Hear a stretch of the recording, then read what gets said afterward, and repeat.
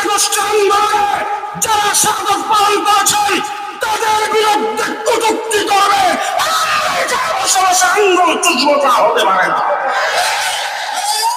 সেই বিরুদ্ধে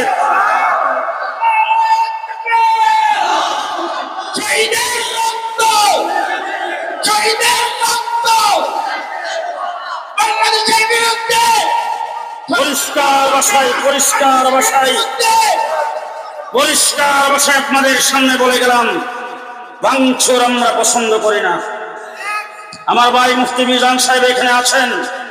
কারো বাড়িতে আক্রমণ করা, কারো মাল সম্পদ ধ্বংস করা, কারো বাড়িঘর ধ্বংস করা, ভাঙচুর করা, লুটপাট করা, আমরা এইগুলি পছন্দ করি না। আমাদের নবী পছন্দ করে নাই, ইসলাম এইগুলিকে পছন্দ করে না।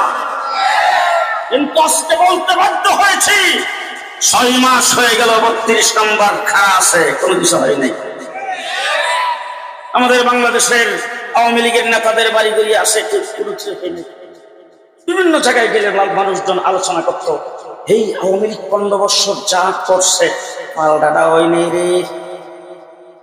আমরা মানুষকে বলতাম শুকরিয়া আদায় করেন, আল্লাহ যেই করছে, বাকি ফালকাটা করে সামনে নির্বাচনের মাধ্যমে দিয়েন, রাষ্ট্র গঠন করে দিয়েন।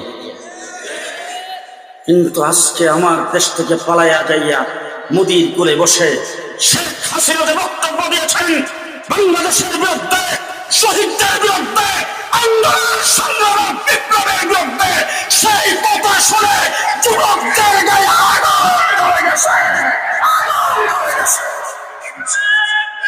আজকে বাংলার মাটিতে যে সমস্ত ভাঙচুর হচ্ছে অনভিপ্রেত, আমরা এগুলি সমর্থন করি না।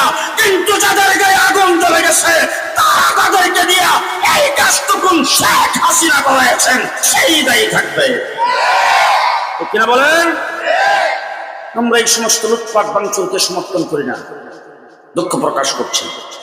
এবং আমার দেশের ছাত্র যুবকদেরকে বলবো, ধৈর্য ধারণ করো, কাজ যেটা করা দরকার সেটা করো।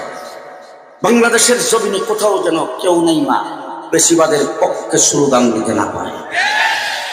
আপনারা সবাই রাজি? ওই যে দেখেন মাঝখান আবার ওই দলের কেউ বসা আছে কি? সত্যি যে বাংলাদেশে আইন করতে দেওয়া যাবে না, ঠিক কিনা বলেন? যারা বাংলাদেশে উৎপাত করেছে, জুলুম নির্যাতন করেছে, সে যাই হোক না কেন তাকে ধরে বিচারের কাঠগড়ায় দাঁড় করাতে হবে। এবার যদি ছাত্র জনতা এবং যুবকদের কোনো দাবি যদি থাকে, আমার দেশের অন্তর্বর্তীকালীন সরকার আছে, তার কাছে দাবি জানান।